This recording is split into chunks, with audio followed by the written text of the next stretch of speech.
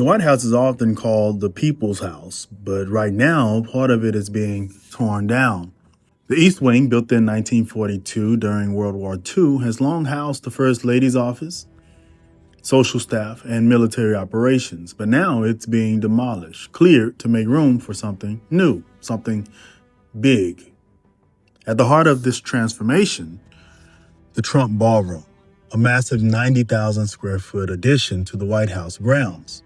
Projected cost nearly $300 million. We're going to build the most beautiful ballroom the world has ever seen. Fit for presidents, kings, and queens, Trump said. Originally proposed during Trump's first term and revived in his second, the ballroom has been fast-tracked, part of what aides call a legacy-defining expansion. The last time a project of this scale touched the White House? The Truman Reconstruction of 1948 to 1952. When the entire interior was gutted and rebuilt after structural instability nearly collapsed the house from within. Then it was about safety. Now it's about style or lack thereof. Supporters say it's a modernization long overdue. Critics argue it's extravagant, unnecessary, and drenched in political symbolism. But honestly, I personally don't see the big problem outside of the climate we're in right now. People are struggling. The government shut down at this very moment this video is being made. Yet we're hearing there's going to be an unnecessary expenditure of almost $300 million for a ballroom.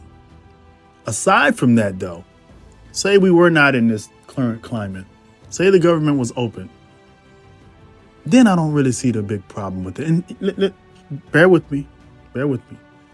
Let's hear me out. Let's be real. This house was built in part by slaves. It's historic, yes, but it's also steeped in a painful legacy. And between us, it's not that cute. So perhaps it does need a renovation. In my opinion, an entire tear down. Something new.